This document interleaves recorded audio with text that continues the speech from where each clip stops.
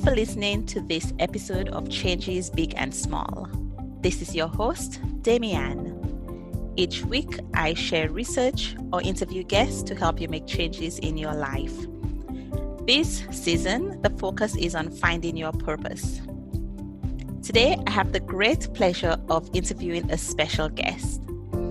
Tahmina Watson is a Seattle-based immigration attorney, podcaster, and activist. For her community work, Tahmina was recently recognized as a 2020 Woman of Influence honoree by the Puget Sound Business Journal. She is the founder of Watson Immigration Law and founder of the Washington Immigrant Defense Network.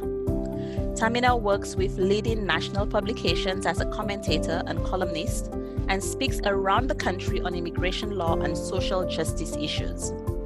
She serves as a national spokesperson for the American Immigration Lawyers Association and the chair of the Response Committee of the Washington Chapter of AILA.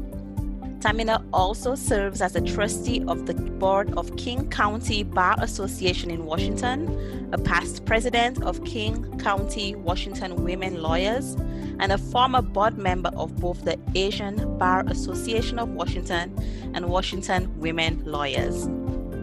In addition to being recognized for her work by PSBJ, she's a recipient of the 2019 AILA President's Commendation Award. Tahmina Talks Immigration podcast is available on Apple Podcasts and wherever you listen to podcasts. I listened to some of her episodes earlier today.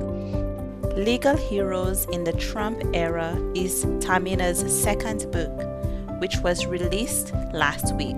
You can find her and additional information by visiting watsonimmigrationlaw.com, and that link and all other things we talk about will be in the show notes. Thank you for joining me today, Tahmina. Thank you so much, Damian. It's so nice to be here, and thank you for that lovely introduction. I appreciate it.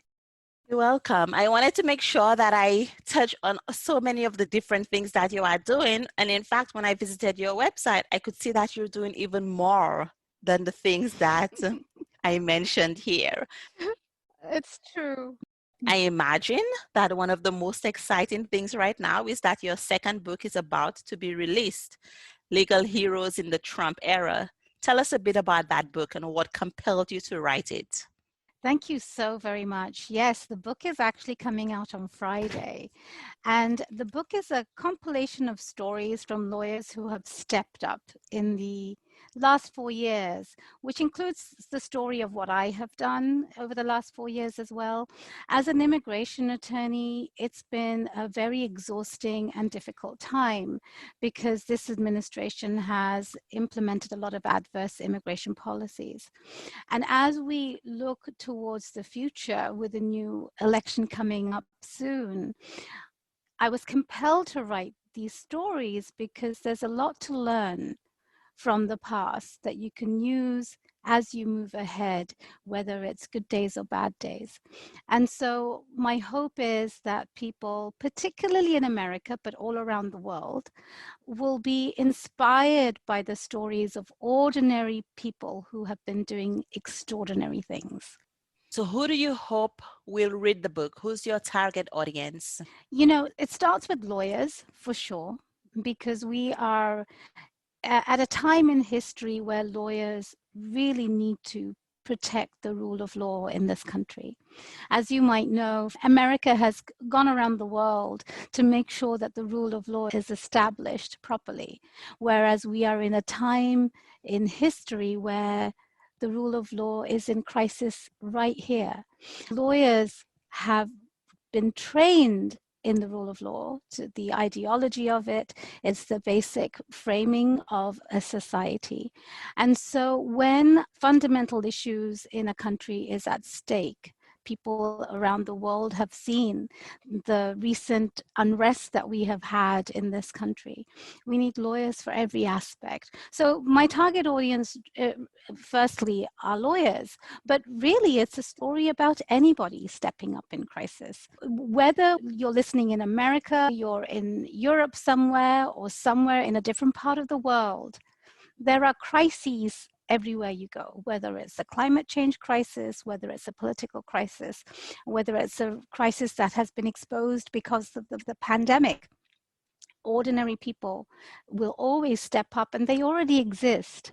But it's making sure that you, the individual, you who are hearing these stories and getting inspired to see what skills you can bring out and help people. I found it interesting that you went to school in the UK. So you went to the bar in the UK as well as in America. Is that right? That's right. So I was born and raised in the UK. And then when I got married to an American, I moved here. And so then I had to take the bar exams all over again. But I was practicing law in the UK as a barrister for a short time before I moved here. And, you know, it's an interesting time everywhere. Brexit is causing a lot of issues in the UK. You know, immigration is clearly one of the top issues there as well. And so my message is really for people, not just in America, but people around the world. We need to come together and really need to be one. We need to be one in the humanity that we share, because ultimately that's what needs to be taken care of. And this connects directly to the work that you do as well. You have your own firm, and previous to that, you worked for 4 years as a partner in immigration law as well. What prompted you to open your own firm? Long story short, when I moved to the United States, I really actually didn't want to practice immigration law. You know, I was a barrister in the UK doing trial work in the criminal courts and some civil work. And I thought my path was in litigation. But when I moved to the United States, I realized the pathway for education was different for me. And the legal system in America is very different from the UK. People who don't live here, for your audience, the United States has 50 states, and each state has its own laws. And then we have the overarching laws known as federal laws.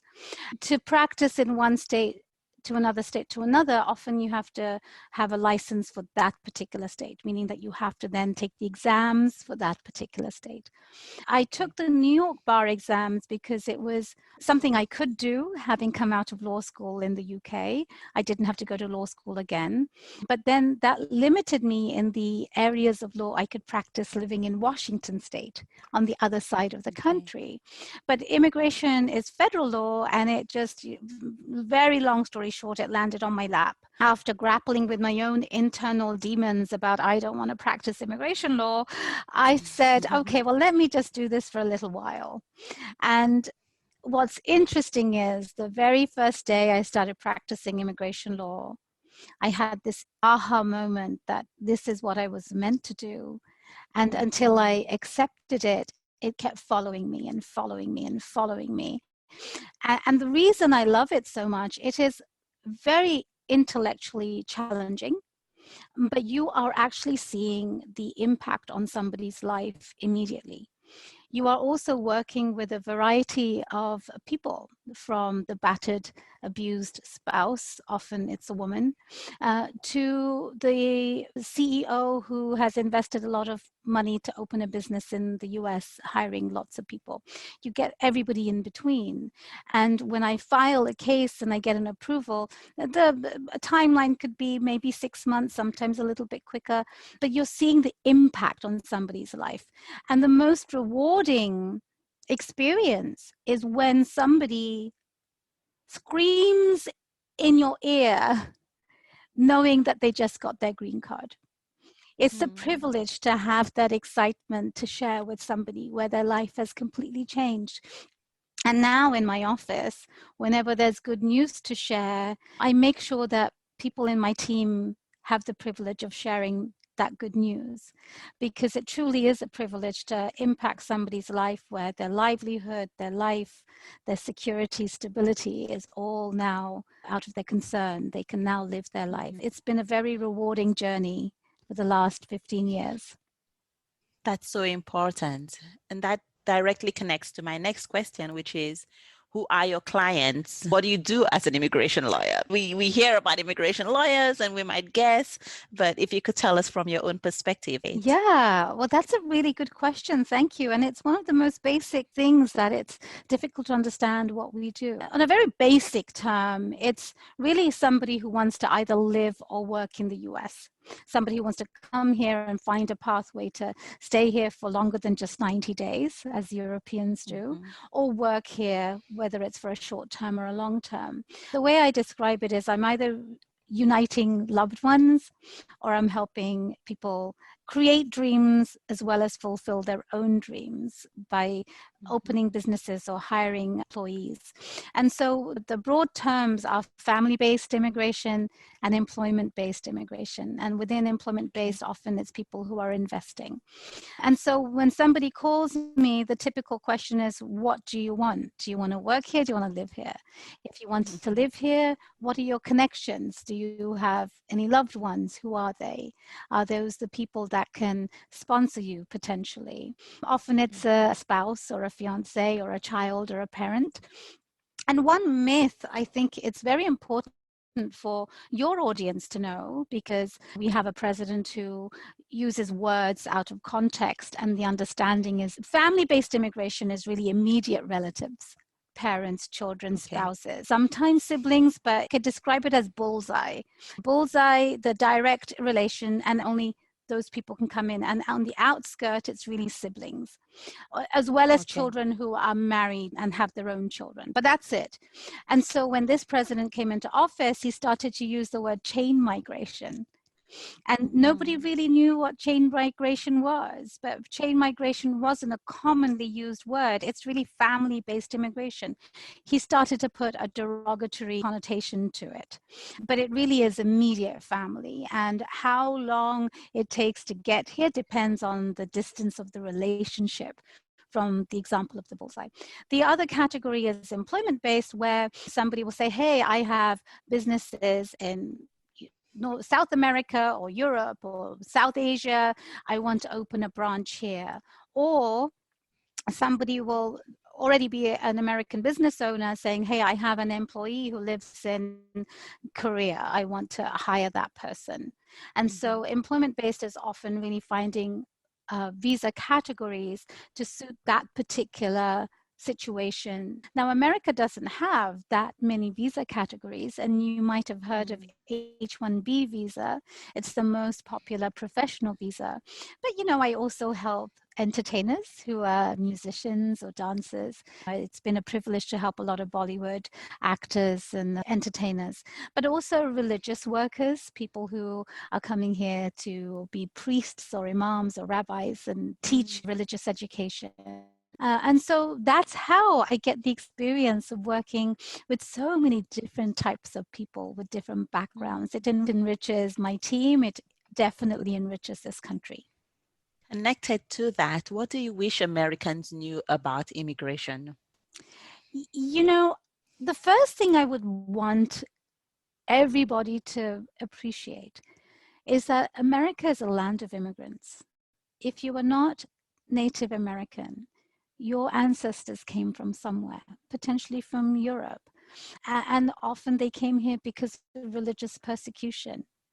And so when immigrants came here, and I will ask your audience to perhaps, if they're curious about American history, there is a documentary series called America, the Story of Us. I wrote my first book, and it was published in 2015, but I wrote it in 2014. It's called a startup visa, a visa for people who are starting companies. And we don't have a specific one for it. But at the time, I watched this documentary almost as an education for myself. And it's a beautifully made documentary with animation and beautiful graphics, but it's a snapshot of where America started. Immigrants came to this country where they had seeds that they basically started trade. And all of that led to what we have today. And so if there's one thing I want Americans, all Americans, to appreciate, is that we're immigrants no matter how many generations you have been here. and we all make contributions. Some of the things that they don't remember or even know is that some of the common things that we have in America that are now global names are created by immigrants. If you think about Levi's jeans, Levi came from Europe. There is the department store called Nordstrom here. It's a very popular luxury brand department store. He was Swedish who came here. You and I are wearing headphones, but there is a name called Bose in the electronics world, very famous. He's an immigrant who started Bose in America. If you think about this pandemic that we're living in, the modern day example, people are using WhatsApp to communicate around the world. That was founded by an immigrant. So the fabric of this country is intertwined with immigration stories. And it's very important that people appreciate it. If you appreciate it, you know that you can grow this and make us all flourish. If we all do well, we all do well. And we're at a time in this country where there's so much divisiveness that people forget their roots, and it's all about what is in it for me. But if you expand your thoughts and you think about everybody, we all do well. So I want people to remember that collective growth is very, very important. Yeah, I remember being startled one time sitting at a dinner table in Namibia. I was on a holiday and I was sitting at a table with people from different places, including some white Australians. And at some point, the conversation went to immigration. And they started bemoaning the fact that there are so many Asian immigrants in Australia. And I was flabbergasted. I eventually said to them, isn't it amazing that you're making this complaint? You are not Aboriginal people. How is it possible that you don't value immigration? I find it fascinating that people very quickly can become removed from that history and miss even their own place in history in terms of the fact that they benefited from the ability for their parents and their grandparents and great grandparents to have immigrated. That's right. So if you were to expand this message that you just gave for Americans, and you've lived in many places, you have history with also, is it India or Pakistan or? It's Bangladesh. My parents are from Bangladesh. It's Bangladesh, I'm Okay. sorry. So you have a history with Bangladesh. I noticed that you spoke Hindi and Urdu. Very broken, but I can understand. So how would you expand that message to a global audience in terms of immigration? Well, Damian, thank you so much for asking that question and giving me the opportunity to address it. My hope is that the book will have that message for people around the world. And it starts with one message. You know, immigration truly is a global issue. If you think about the pandemic that we're all suffering from, you know, all of us are indoors wherever you are in the world. It started with one tiny little virus in Wuhan, China, tiny that you can't even see with your eyes. And here we have a pandemic. That alone is an example of how connected we are. There's not even 6 degrees of separation anymore. We are connected so deeply that this should be a wake-up call that we all need to care for each other. And that leads to climate change. Climate change is a global issue that is displacing people all around the world from one place to another. If you think about Europe, people are, you know, taking dinghy boats and trying to get from one continent to another because they want to stay alive. The borders of America, people are fleeing violence to just stay alive. You mentioned Bangladesh, my parents' home country. Climate change is a big problem. I lived in Bangladesh for a little while, and I remember learning at school that Bangladesh would be underwater at some point because that's what climate change will do. I'll just give the example of America. Just recently in California, wildfires are burning down the state. In Washington state where I live, not only are we stuck indoors because of pandemic, we couldn't go out because the air quality was so bad. These are examples of where I live, but there are examples everywhere. Pollution in China, for example, the deserts and what have you in Africa. We are so connected. that we have to make sure that there are some global solutions to what to do with people who are displaced and welcome them. Immigrants don't want a handout. You know, Canada is a good example of how they treat immigrants. Every refugee that is found a home somewhere else in a different part of the world, they're not looking for handouts. They're working hard and contributing to the economy. I once had somebody on my own podcast called Tahmina Talks Immigration, who was the director of International Rescue Committee, and that organization helps refugees settle in America. And she gave an example and statistic that for every $1 that a government spends on a refugee, that a refugee is actually contributing $3 to $4 to the economy.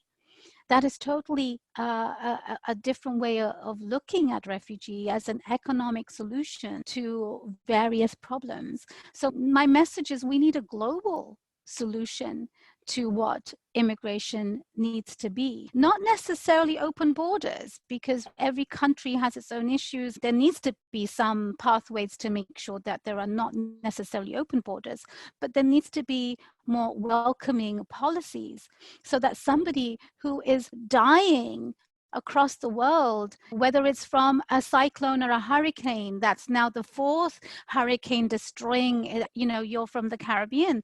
What happened in 2019 over there? These coastal countries are going to be suffering from hurricanes like we've never seen before, just like America's suffering from wildfires. So climate change is truly one of the most important issues to address, because not only the world is affected and we need to protect it, but it has all these other correlating issues. What I often say is that it's all a system, right? And so none of us are in isolation from the other, even when we would like to pretend that we are. Again and again, we keep getting the message that we are not. We are connected to each other, and we need to start listening to be able to make the world safe for everyone. That's right. That's right. You mentioned taking the opportunity to share successes with everyone on your team. How do you deal with discouraging events? There must be times when things don't quite pan out the way that you would like, or you see what's happening in America and elsewhere in the world, and it is quite discouraging or uninspiring. How do you cope with that? That's a really profound question, and I'll give you two different examples of situations. One, maybe within my team where I have a case that might have issues, and what I do on a macro level when I see despair in the world. I want to preface it with 2018 was a turning point for me, where I realized mental health is incredibly important, because when you are thrown into chaos and stress constantly, you as a human being are not going to be able to function to the fullest effect, to your potential. I started to take meditation lessons because I realized that the immigration policies were so adverse that they were affecting every one of my clients. And I realized that the stress was overwhelming, and I needed to find a way in which I could deal with the stress on my own, and I wasn't reflecting on others, because that's what happens. Everybody has a vibration, and whatever energy that you're putting out, whether it's good or bad, it affects your surrounding. And so I made a conscious effort to change myself within. And that is really how I have now learned to deal with crises, whether it's smaller internal ones or bigger ones. And so let's take an example of something discouraging with my team. I will first try not to react immediately and get upset. It's very easy to do that, but you have to constantly work on that.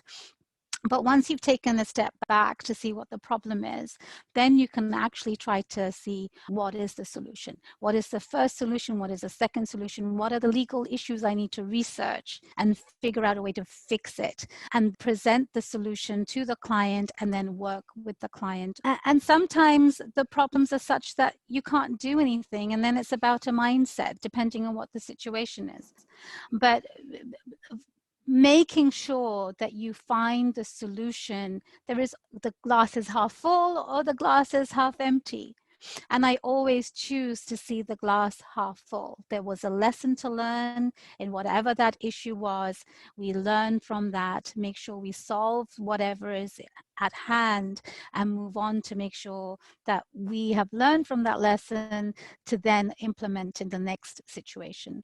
Now, on a more macro situation where we have a society in despair, again, meditation helps. And this is something that I would encourage wherever you live in the world. The pandemic alone is something that is stressful. People have lost jobs wherever you live in the world. And there's food insecurity, there's housing insecurity. It's everywhere, not just America. So I have found that you've got to make sure that you find ways to deal with stress. And so if you are not helping yourself internally, you simply cannot help externally. And so I come back to that on a global level, on a macro level, and then on how to view the despair that we see. Writing the book was one outlet to make sure people knew that there are good people in the world. If everybody looks within themselves to find the good and brings out that, to share a little bit of it, we don't have to spend a lot of time. What is interesting is that you really have to make sure that you don't lose hope. You have to have hope. If you do not have hope, you cannot put one foot in front of another, no matter what your difficulty is, whether you're dealing with an illness, a fatal illness that limits your time on earth, or if you're dealing with something about a loved one, or if it's a bigger one about what's going to happen to this country, you've got to have hope. Is that one of the things that drives you? Because as I mentioned earlier, you do a lot. And one of the things that I notice you're also involved with is a Seattle-based nonprofit group that helps battered women of South Asian background. How did you get involved in that work? The organization's name is API Chaya, Asian Pacific Islanders, and Chaya means shelter. I've been a volunteer with them for as long as I've been in America. The way I got involved is two reasons. When I was living in London, when I lived and worked and studied there, I volunteered at a similar organization called Legal Rights for Women. They would provide legal advice to women on the phone who had various different issues to deal with. And I was looking for an organization like that to volunteer with when I moved here. And I also didn't know anyone. Like the typical immigrant story, mine is not different. I moved from one country to another. I left everything that I knew and I had to start again. But I wanted to start with thoughtful purpose, that I found the things that I feel are important for the values that I hold in helping people. It's broadened as my experience has grown, but my passion at the time and still is women and children. Chaya was one of those organizations, but it also helped me find friends, practically family. When you're an immigrant and you move to a different country, friends become your family. It's an organization that is very needed. I've been here for 15 years. I moved from England, and 15 years is a long time. 15 years is also enough time to see the changes in demographic, in society. And 15 years ago, this organization was even more important because people didn't speak all the languages and didn't have organizations that catered towards one particular demographic. And so I feel very privileged to be able to volunteer with an organization like this. In those situations, often there is a bit of taboo in terms of who can you speak to, who can you trust. And so I think it's so important to be able to help women that look like you, that look like us. Of course, anybody can help, but I think it does matter to be able to have somebody that you feel this connection with. And sometimes background, ethnicity does come into play. That's true. One of the other things that happened when I started volunteering with the organization, I didn't necessarily know I was going to be practicing immigration law.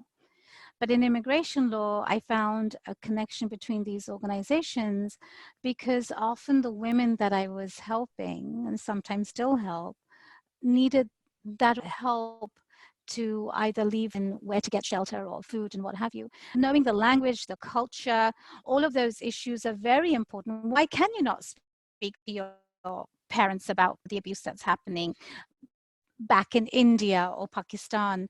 I have to say I have a happy story in that I was helping a Pakistani woman who'd actually been in the US for 10 years, had a child with her husband, but couldn't speak a word of English, didn't know how to ride the bus, didn't know how to do anything because her husband brought her over, told the family that he's getting married, but on paper wasn't actually married in the US, and essentially used her as a slave.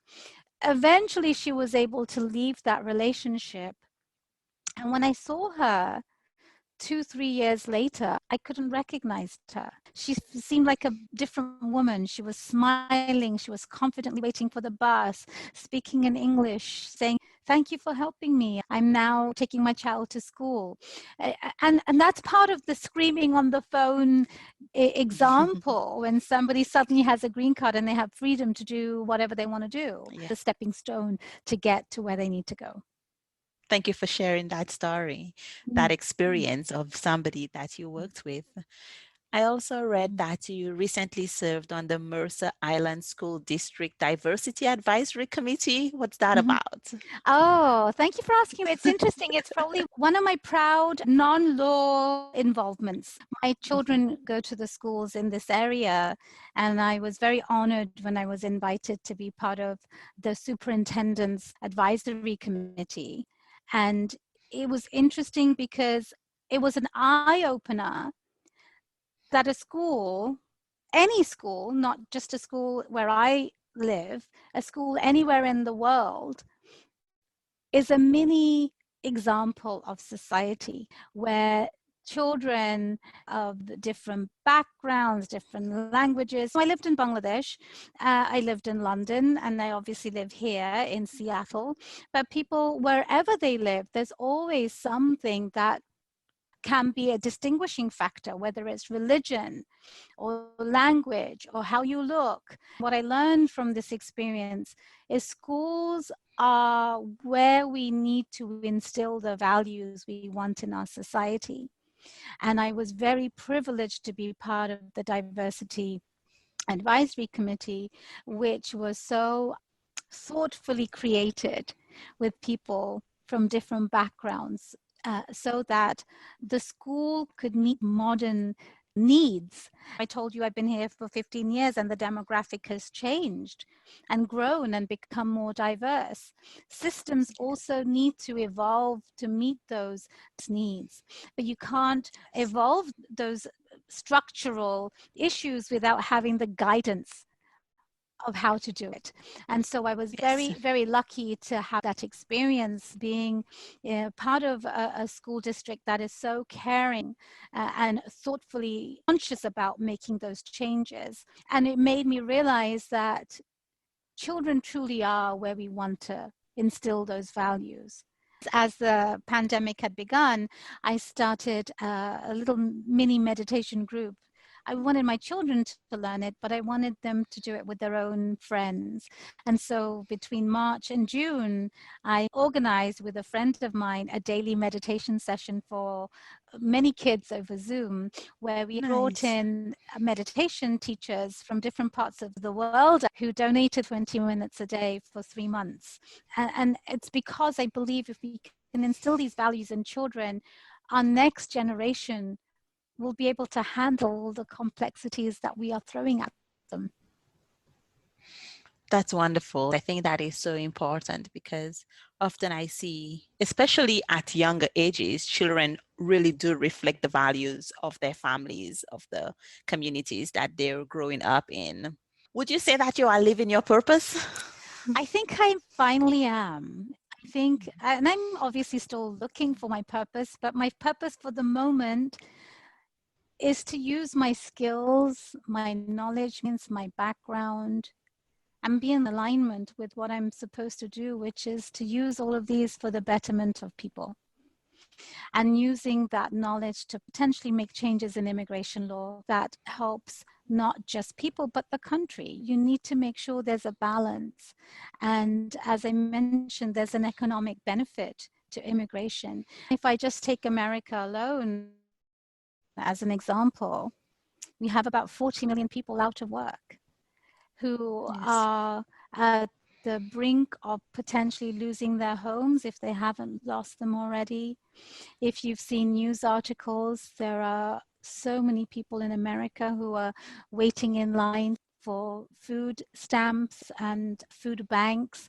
This is a very challenging time in America, and immigration is a way to actually create jobs.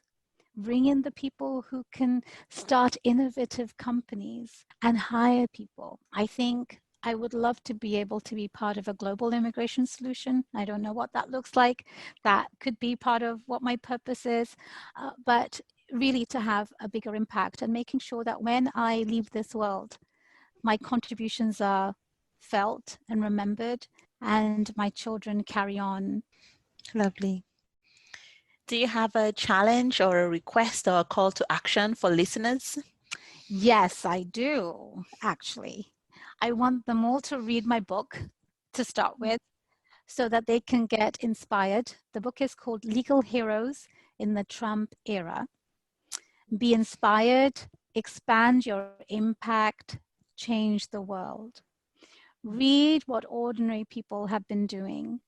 And these are mothers, these are lawyers, and these are fathers. And the parental instinct truly is something that propels you to do more so that your children can have a better world. So read the book and be inspired. And then find whatever it is within you that is a skill that you can use to help people. Don't sit back. This is not a time in history in the world to sit back. Find a way where you can make a contribution to your local community. It doesn't have to be something big. Grassroots efforts can make a big impact. So my call to action is find the problems that really bug you and find the skills that you have that you can contribute to fixing it. That's very important because you know the story about somebody, anybody, and nobody, Yes. where we expect somebody else to do something when really each of us can do our part. So thank you for suggesting that. What would you say is your superpower? That's a really great question. Nobody's really asked me that question. My superpower is actually being a mother, I think. Being a mother, and I think most mothers would agree, is that the love within you expands so much that you just never knew that you could love so much. And that love really propels me to make the world better for them, but also love for everyone, it grows. So everything that I do emanates from the love for my children. And so I will actually say being a mother is my superpower. Wonderful. How can people support your work and connect with you? I would love people to support my work. I think the immediate support I need is to make sure the message of the book is out there everywhere, wherever you can share it. They can buy it and read it and share it. If you feel inspired and you have changed one life, tell me about it. I want to know. And you have probably done a lot already. Tell me. These are legal heroes I know, but there are lots of legal heroes that I know of from afar that I couldn't make time for in the book. But there are lots of different heroes. Doctors and nurses are heroes at the moment, wherever they are in the world, endangering their lives to save people in hospital, quarantining themselves from their own children and family. They're heroes. The firefighters who are fighting the wildfires in Washington state, they are heroes. If you think about the people who go to these hurricane-torn places and giving aid, we're all doing something, but more needs to happen because the challenges are growing. People can find me on my website, which is watsonimmigrationlaw.com. But hand in hand with the book, I just started a website called tahminawatson.com. Easy to remember, first name, last name.com. And they can follow me on Instagram. My Watson Immigration Law firm has a page on Facebook. I also have Twitter. I don't write as much on Twitter, but you can contact me on that. I feel like it's a time in history where if you're thinking that you need to do something, it's way past time you've done something. So don't sit around anymore. Find it and do it. I like the subtitle on your book as well, where it says, "Be inspired, expand your impact, change the world," which is really what this is all about. Thank you. Yes. To finish up, what was a recent book that you read that you would recommend? Oh my gosh, I love audiobooks. I absolutely love them. What's interesting is I only discovered them 3 years ago. I mean, they have existed, of course, for many, many years, but I couldn't figure out how you switch from a book that you open and you hold to actually reading a Kindle. And I got used to reading Kindles. Then I was like, wow, Kindles are great. Ebooks are great because I can have hundreds of books in just the palm of my hand. But then I had children and I started working and I got involved and I don't have time to read. I lost brain cells. I read one page and then I go back to it 5 days later, forgetting what I read. So I just don't have time. But 3 or 4 years ago, I started to commute. I'm somebody who hates wasting time. And I kept saying, what can I do when I commute?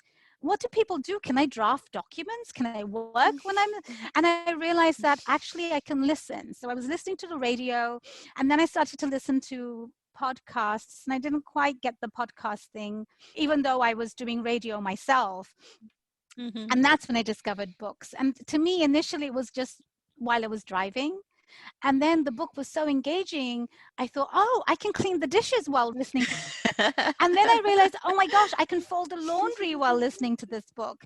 And I have to say, one of my proudest accomplishments is really getting all of my family into audiobooks. The older one, she's only allowed to listen to books she's read, but she loves listening to books, and a happy place is being in the kitchen, baking and listening to books. Recently, my husband started to listen to books, and now we can, listen to books together. And in fact, I write a note in memory of Ruth Bader Ginsburg in my book, where I describe a story of us listening to her book, an interview with her while we were driving on vacation. I love books. It's interesting. I've learned that what you listen to is also about taste.